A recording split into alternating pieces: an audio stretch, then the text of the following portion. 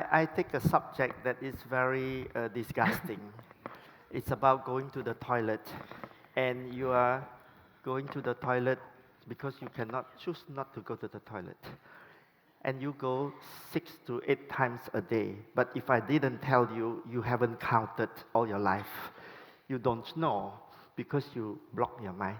And because if you don't discuss something, you cannot improve. So I have to do stunts like this, and the media covers it. And then when the media covers it, I'm no more a joke. I'm now legit, right? So what happened is that yesterday, I'm very happy to see Martin Berg. He defied everybody. He defied the SDGs, and he says this UN is not doing it so well. And then after his speech, Harish Handi come and defy him to say, nah, I don't agree. And then now I'm here to defy everybody. Yeah? So, oh, okay, wait. So basically, when we want to solve global issue, we were always told that you got to be a hero. But actually, if you become a hero, it becomes counterproductive because you limit yourself to only your own ability. And everybody else, you didn't mobilize them. So if you want to solve problem at global scale, you cannot be a hero. You have to be a facilitator to other people. And this lesson is not just only for social entrepreneur, but also for funder. Because the funder, they are also very selfish. They want instant gratification. I give you $100,000, you give me 1,000 toilet, and then we are very happy. But there's a problem of 2.5 billion people who don't have toilet. Then what is the point of building 100 toilet each time? We have to go for system change. And this is the lesson that I have learned so far. So in this current situation, we have wars, we have poverty, we have climate change. You see, here is a first world baby, and here is a third world baby. And we keep on going like that. We have confrontation. And every time there's a problem, oh, we got to go and riot and destroy the city, and then the problem will be solved. It's a stupid thing to do. How you can destroy to make it better. And every time you destroy, something broken. And when it's broken, it's hard to put back. The more you kill the Gazan, the more next generation enemies will happen. Why you want to do this? So harmony is the solution. And when I look at the toilet situation, 2.5 billion people don't have toilet, which is like 40% of the world population. And when I first started 24 years ago, I went to India and I take photograph of these people defecating openly, and all the men here and all the women the other side, and I say, this is no good. The flies goes to the poop, spread the disease on the children and get diarrhea. The rain wash the poop into the drain and the river, and people drink the water, they get diarrhea. So how do you solve it? The market is inefficient. So basically, poverty is about market inefficiency. If you can make market efficient, then you can solve the problem. Every year, around 2 million people die, but if you don't talk about it, you cannot improve, right? So pictures like this are there to catch the attention. And after that, the media fell in love with me. And when the media loved me, I captured the fourth estate. And when I can legitimize my work through the media, then the politicians join in. So I created the WTO, that sounds like the World Trade Organization, because my evil plan was to ask them to sue me so that I'll be famous. And they didn't sue me because they were very bureaucratic. So I declare our founding day World Toilet Day. It was 19th of November. And the logo was just love your toilet. It's very, very easy to understand. So we hosted the World Toilet Summit on first day, and everything I have done ever since 24 years till now, it cost me 0 cent. Yeah? So I created a big event like this, bigger. by selling exhibition booth for the building construction show, and then they give me a free conference by barter trade. And then after it became famous, every year we have World Toilet Summit. Then after a while, I realized that they are willing to pay like $300,000 per event. Then why don't I charge them $50,000 for the hosting rights? So now I get paid $50,000, and it's a business model. So I don't do fundraising because I don't have a fundraising department. In Beijing, they were preparing for the Olympics, and they were very worried about the toilet. So we went to help them renovate 6,000 public toilet blocks, and eventually the Olympics was successful because everybody talked about the opening and closing ceremony and the games. Nobody talked about the toilet. So after that, every Chinese tourism bureau at city level, at province level, at national level, they all want to improve tourism toilet, because the more tourist toilet, clean toilet, the more tourists. So that was a very big success. Then we went to Moscow with the space station to see the cosmonauts toilet. We have World Toilet Summit inside the State Duma. We went to India, and by the 7th year, we have President Abdul Kalam open with 6 ministers, World Health Organization, and the Crown Prince of the Netherlands, and then the President Clinton came to support. By this time, I still have not employed one single person. I was alone. And you see, you can change the world without any resource, any permission, any authority, if you have the media. And the media makes everybody wants to work with me. So President Clinton said, let's come and do some fundraising. And I went to make a commitment thinking that he will help me fundraise. He says, after you take this photograph, you use it to fundraise yourself. And we raised like $1.6 million. So it was true. And eventually, we have Bill Gates reinventing the toilet. So you can see a movement have a life of its own. I do not look for them. I wait for them to look for me, because if I look for them, I will be rejected. Every time you knock at the door, you may knock at the wrong door. But if somebody knock at your door, it's always the right door. So the pull strategy is much better than the push strategy. It's like Hollywood, you say, don't call us, we'll call you. So please call me. You know? So if we keep on going like that, then Prime Minister Modi start to win election promising people toilet. And this we started in 2007. And we built up from Jairam Ramesh, the opposition Congress party, all the way to the BJP. And now the BJP is succeeded in stealing the Gandhi spectacle logo into the BJP. So Gandhi belonged to BJP, no more belong to the Gandhi family, using toilet. You see, this is very interesting, right? If you create movement, you follow what is the incentive for your partner.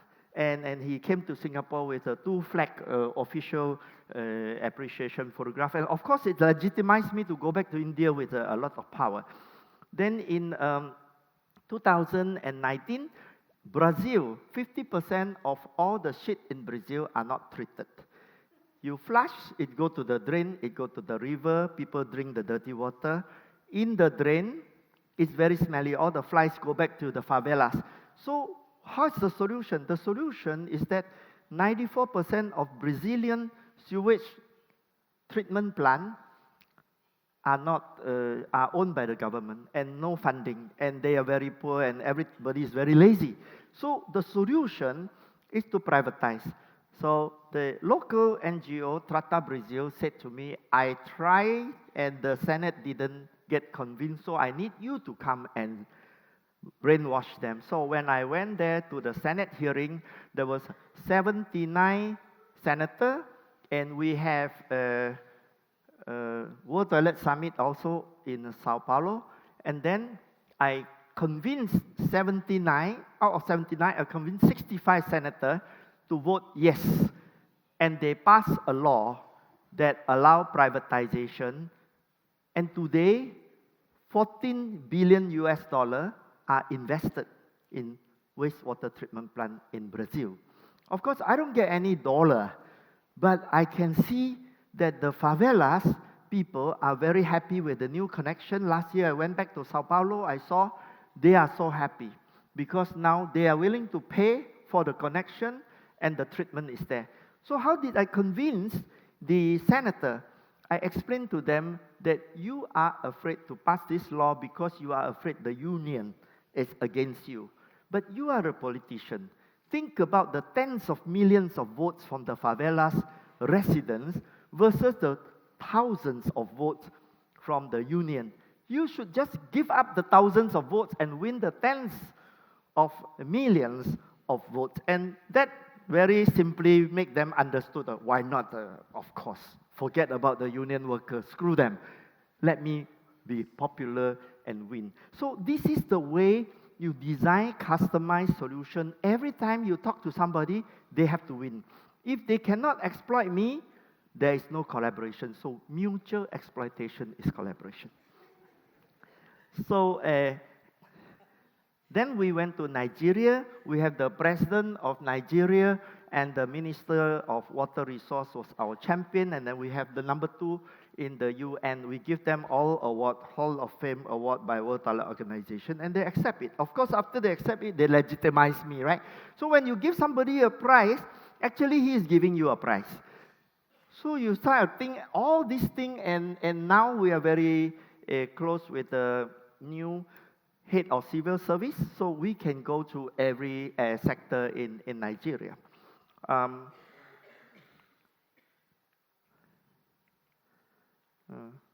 Stuck. Okay, then Matt Damon came to promote World Toilet Day, and he make a publicity stunt, and he says he will not go to the toilet unless this problem is solved, right? So of course he's lying, but it's very interesting that we have him come forward to help. And then Salman Khan, I don't know how many Indian people are there in the audience, but this is like one of the top Bollywood star, and he fundraised for me on national television. And then movie stars came. Akshay Kumar started to make movies on toilet and also on sanitary pad. So when I saw them make movie, I say, hey, I should also make a movie, but I don't know how to make a movie. But you know, everything is very easy. I Google how to make a movie, and then it's Google say these are 16 steps. First, you write a story, then you get the funding, producer, casting, everything, and write script. I say, no, I just write the story, and then I get a producer to produce the film. We raise $1 million. We make a shitty film. Didn't make money, but I lost the money for the producer. But it's okay, right? It's not my money, and so the publicity was very, very good in Singapore about public toilet. It's called Everybody Business. Then the Coldplay and Jay-Z came to perform on World Toilet Day in 2016 in Mumbai with 80,000 free tickets, right? So that is a lot of free tickets. And when I go there, I mean, how could I even organize 80,000 people concert? Of course, I didn't do it. Global Citizen is owned by Coldplay, and they do it on our World Toilet Day. So once you create something, you give it to the other people. You are not the hero. The other people are the hero. Everybody do it themselves. And when the job is done, everybody say, we did it ourselves. That is leadership. If they say, we did it for Jacksim, that is not leadership. Because that will be very, very little. But if they did it by themselves, that is leadership. So we have to keep on going like that. Then in India, we discovered that there's a sewer diver. You know the sewer, when it's choked, they open the manhole cover, they ask this low caste person called the Dalit, untouchable, to dive into the shit, cover himself, all shit, and then he pull all these straws and plastic, and then he come out, he throw it on the side, they give him another shot of alcohol, he dive in again.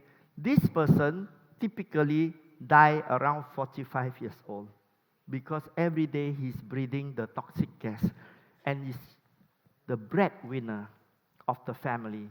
And just because he is the untouchable caste, he's got this job. Therefore, I say, we have to stop this. And how do I stop it? I have no money. Doesn't matter. Use other people's money. So we partner with Harpic, the bleach company, and we created 15 world toilet colleges. The first one was in Aurangabad, and we trained 75,000 sanitation workers. 30,000 of them are toilet cleaners, and the others are all other type of sanitation workers. And Harpic pays for it, everything. But they use our brand because the corporate branding is very, very powerful for them. So this is how you leverage through partnership with other people. Then in Cambodia, the government has no money and the corporate is also not partnering. Therefore, we create the Sani shop and we get the village gossipers to be our sales girl. You know, in every village in the world, for some reason, there's always a gossiper. And the gossiper, I convert them into influencer. So I say to the manufacturer of the toilet system, the casting factory, to say, every time the gossiper get an order, he places a deposit, you give her $3. And the gossiper then go around gossiping to say, you know, people who don't have toilet are looked down upon by the others who have toilet. Do you know they are laughing at you? You better get toilet. Everybody is laughing at you now. And so these are super sales girls, right? And the gossipers, after making the money, told me that now they have very good relationship with their mother-in-law because they buy presents for their mother-in-law.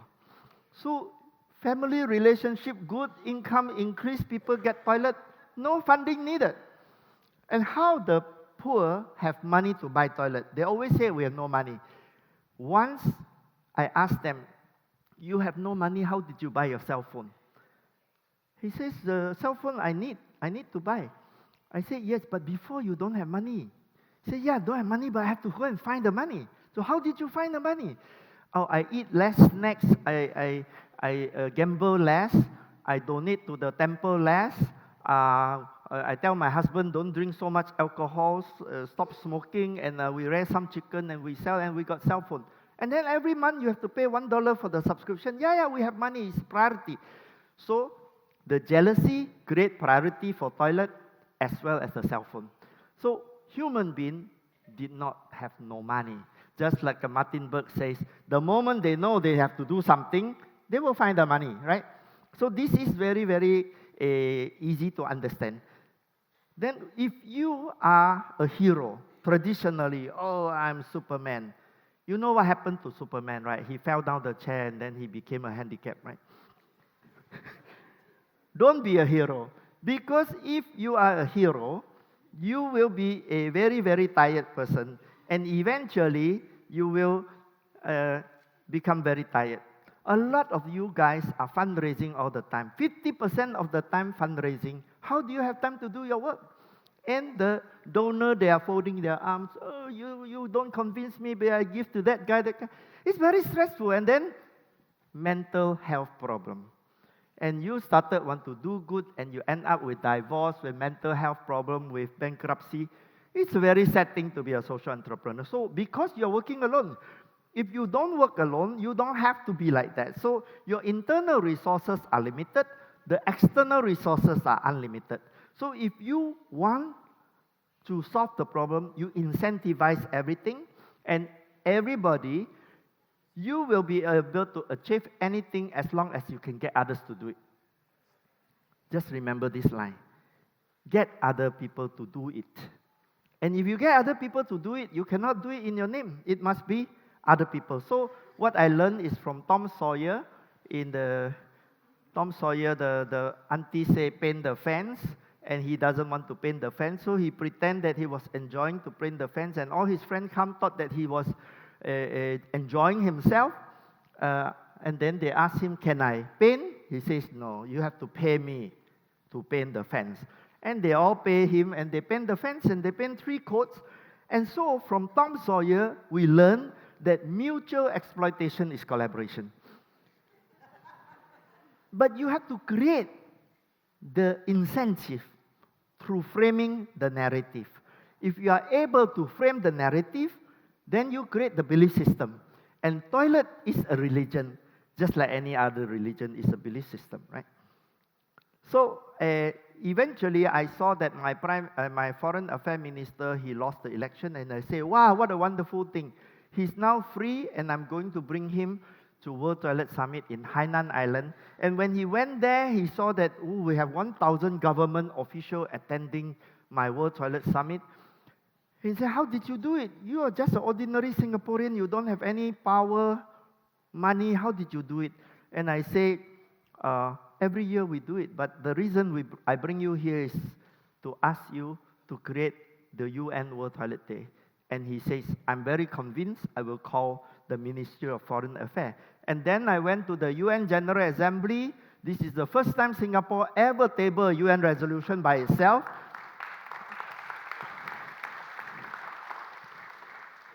We have unanimous vote, 193 countries signed.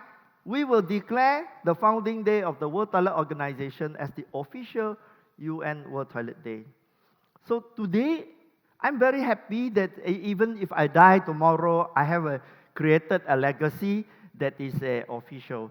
And we every year have around 2.5 billion eyeball to celebration on World Toilet Day. So next month is World Toilet Day.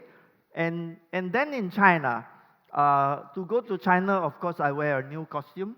And this is a revolutionary army. And I work with the President Xi on the China toilet revolution. And we built the toilets in China. In China, the rural toilet, city toilets are all clean today. 20 years, all clean. Very, very successful project with us. But the rural toilet looks like this. And then they shit over here, no partition. And then they take a stick and push the shit to the drain behind. But the flies is everywhere. So we say this is no good because the kids feel they are backward compared to the city. And so we built 17 rainbow school toilet. But this we fundraise. There is a funder in Singapore who wants to fundraise for China. And we built 17 such toilets. Then after that, COVID happened and the donor tell me they have no more money. So I gave this program to the China Ministry of Education, including how I train the kids to clean the toilet themselves and to have the good toilet culture inside so that there's no maintenance problem. Every day is clean. And the Ministry of Education used this model, Rainbow School Toilet, for 215,000 schools. So your scalability must be beyond yourself. You cannot do things yourself, right? Now we are working with Asian Development Bank because Asian Development Bank called me to say, hey, Jackson, you are a very good toilet salesman. We don't have enough loan. People don't want to borrow money for sanitation. They're borrowing money for power plant, for roads, for other things. And my department is very poor business, and my other colleagues in ADB is getting a boomtown, right? So I say, okay, let's surprise the negative externality of not having toilet, how much people are already losing. And once we have that app developed, we are going to help them to prioritize. So people, the politicians didn't know that they are losing money when they don't build toilet, but we are explaining to them health costs, man-year productivity loss, children illness, and loss of land value appreciation, loss of tourism income. So we explain all this to them. And Time Magazine named me the hero of the environment, so that helps a little bit. But every time a social entrepreneur became recognized, we have to resist ourselves to say the fame is for the mission, and it is not for the a personal glorification, because this is very intoxication. If you keep on telling yourself you are so famous, eventually you forgot about your mission. So always remember not to be too happy when the paparazzi came, but use the paparazzi exploitation. Yeah. Then Queen Elizabeth remembered to give an award to me before she passed away, so I got an award, and then she passed away. Right? And then now you can watch this movie. This is called Mr. Toilet, the world's #2 man. You can go YouTube and watch this movie. It's 90 minutes, and it explains to you how difficult it is to live the life of a social entrepreneur. And if you are watching it, you will feel, my life is also like that, you know. So you don't feel so bad because other people have also a shit life, right? So avoid distraction.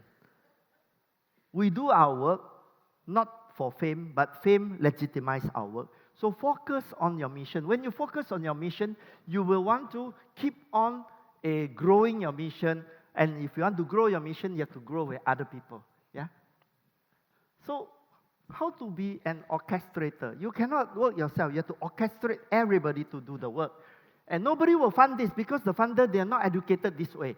They don't understand that there is such a role that can make big impact at exponential level rather than one by one. They would prefer like, can we build 100 toilet here and 100 toilet there? It doesn't move the needle. But this is the important role, system change, right? And if you are able to control the fourth estate and the fifth estate, you will be able to control the other first, second, third estate.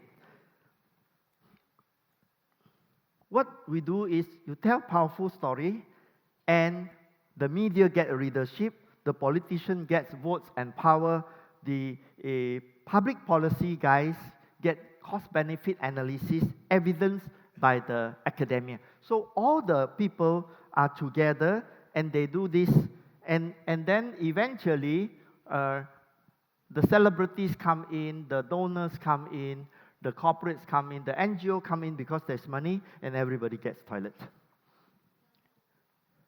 So this is roughly the chart. You can do this 12 step, and then you can mobilize everybody to move as an orchestration. Okay, so basically, it's like a Swiss watch. If all the components are thrown in different parts, you cannot grow together. So if you assemble them all together, then it is very, very efficient. So development is about efficiency. Yeah. Next.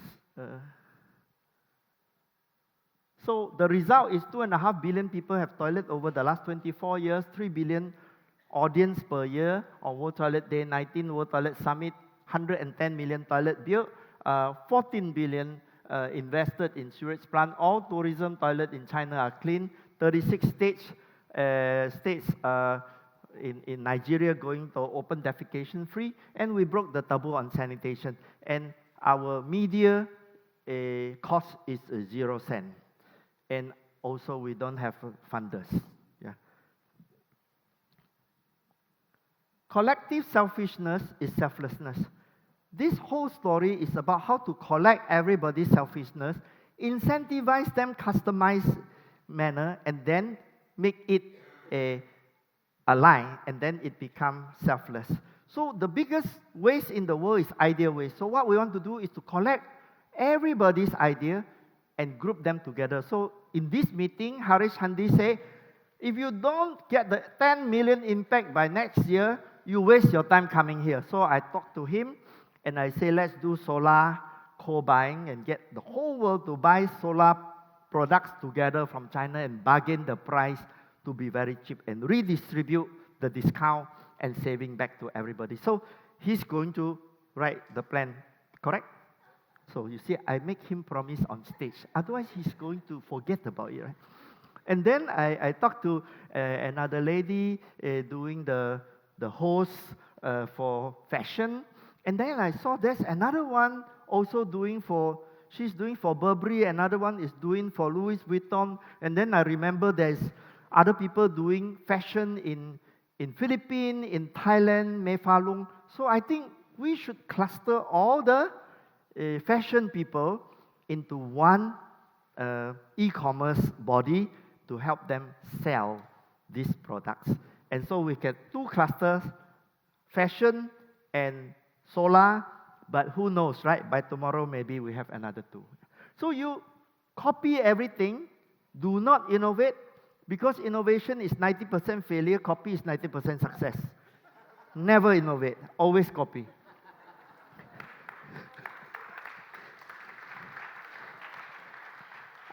Closing now. So I finally built a $10 million, 6,000 square meter SDG center in Singapore next to the train station. And I was dreaming that we could end global poverty by making a World Trade Center for the poor. But I'm still not very good. So I come here to see if Eleanor can help me make this happen.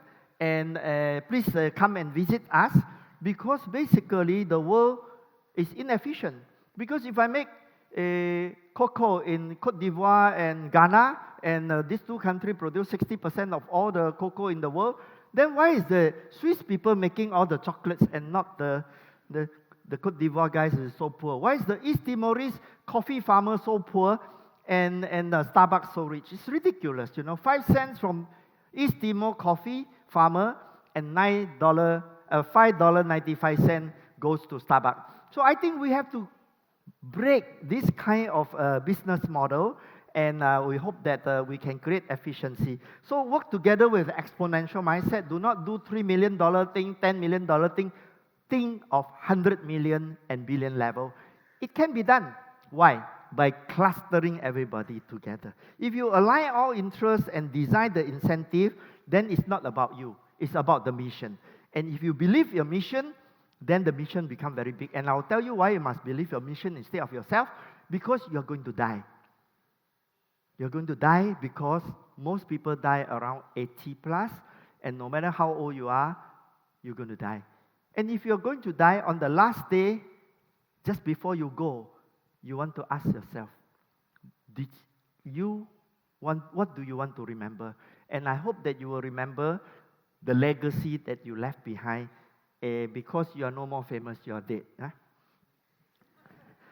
So, after listening, congratulations, you are all a certified orchestrator. Thank you very much.